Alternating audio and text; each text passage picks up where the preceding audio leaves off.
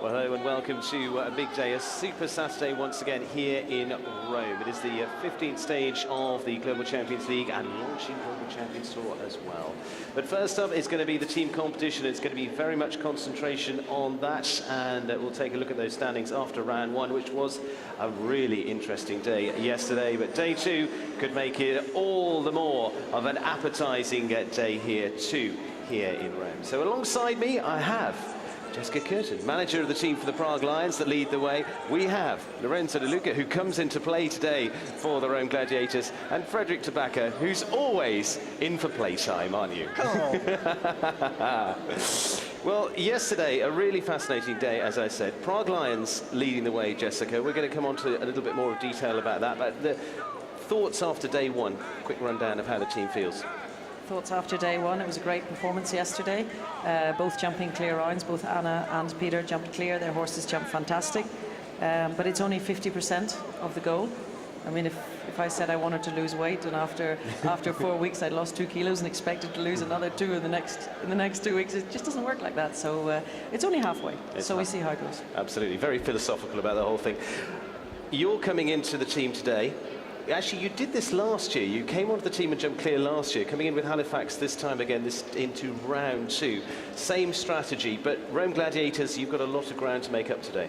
Yeah, okay, we didn't have the luckiest day yesterday, but of course we're trying to have a good day today.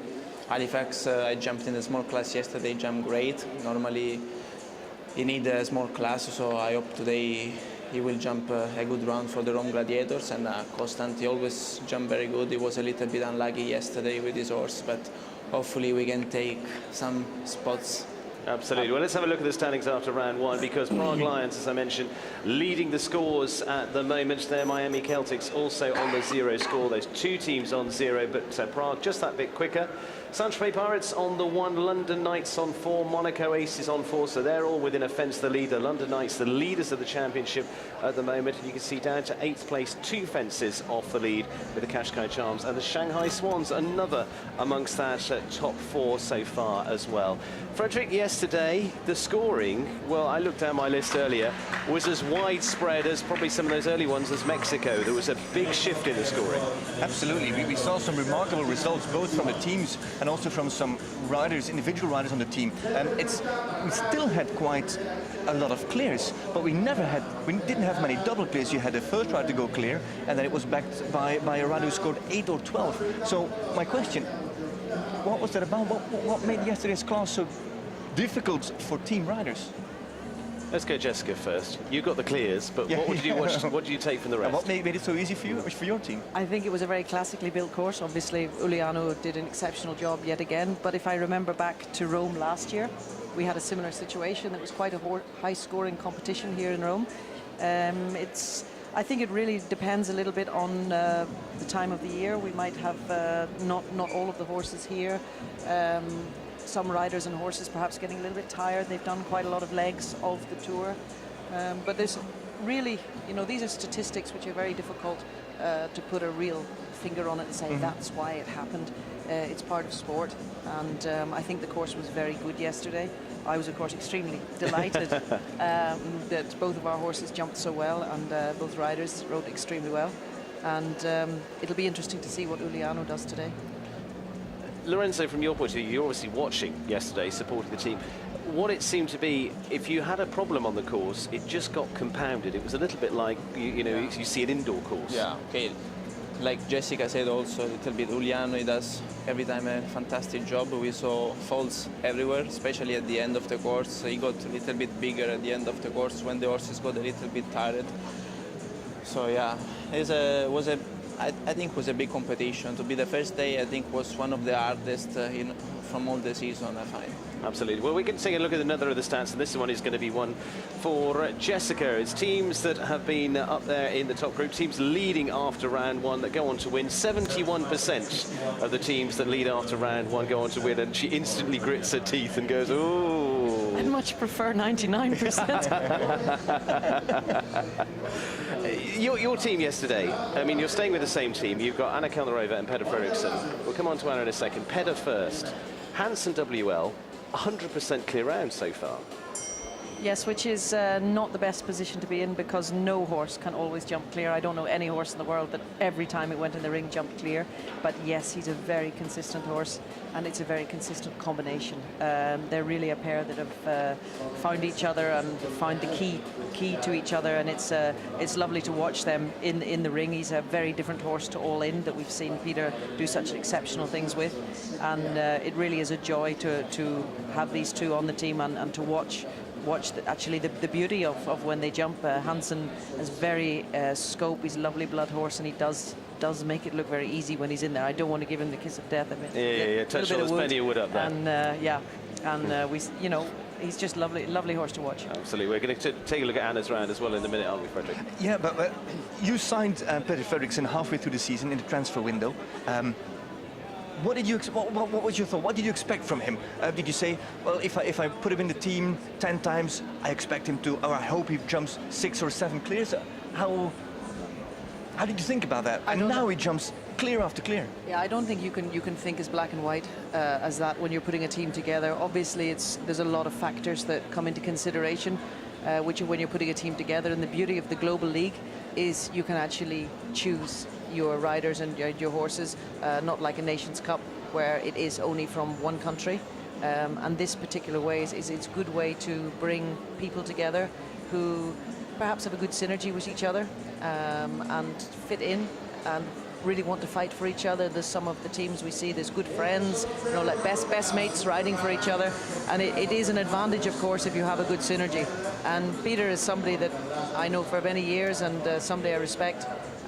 We really wanted to have him on the team, obviously, because he is in form, because he is a great person to have around you, and you know that he's very serious, and when he goes in the ring, he'll be a team player. He's not an egoist, which is very important for our team. We've chosen people who are really team players, and the expectations are for him to do his best, and he's doing a very good job of that for the moment. Absolutely. Lorenzo, pressure's on you today, as I say, coming back into the team. You jumped the clear last year, you've done it a number of times this year. Rome 13th today coming in, surprisingly, from a team that are third in the championship at the moment. What's the team spirit feeling like, and what were the thoughts after yesterday? Was it always a plan to change, or is that... It was a little bit always to change, actually, because like I said before, Halifax always needs a small class the first day. And Marlon and Constant, I mean, they won together Monte Carlo and Valkenswaard, so it was also a shocking result for us, but the sport is like that. It's like show by show we try to do the best. I mean, for sure, I try to do my best plan that can fit as much as possible the team. Normally that's the best plan for Halifax, so I hope to produce a clear round. Maybe if we can finish at the first 8 places to move up a little bit today will be great. Still catch some points, and then to play all in Doha. And for you, it's about staying in that top 4 right now, isn't it? So you get through round 1 in the playoffs. Okay, I think for everyone it's a little bit like that. The first and second place are untouchable, so we're really looking forward to stay in the top 4 just before Prague. Get in there and fight. Let's have a look at who the big contenders are for the league titles, and what's coming up for those top 4, as we said, so far this season, because it is a real battle between that top group, between London Knights that lead it, Valkenswaard United, Rome Gladiators and Shanghai Swans. There's a few of their stats. London Knights, 32 clears the team have produced. They sit at the top there. The average number of clears, as we look through, London Knights just sitting over the 50%, but Shanghai Swans, the rest of you sitting in the mid-40s there from that point of view. 4 victories for the London Knights, 2 for the Rome Gladiators. We still got a couple of stages. We've still got a stage in Doha yet. You can put that one behind you as well. But team clears, it all starts to expand on how they do. But the average scores, looking at there, not much difference between the Knights and Valkenswaard, and then keeping it close between 3 and 4 as well, just around the 12 score. It starts to get interesting. Look at how it all breaks down at the end of the year. Jessica, for you, I'm sure you know there'll be a team review at the end of the year, and looking at how everybody's performed, it puts a different complexion on the sport, doesn't it? Because it's not just looking at that judgment going, I like this one, I like that. You have the option now of looking, going, right, cold hard facts. Who had what where, who performed where, and how do I put my team together based on the performance in 2018?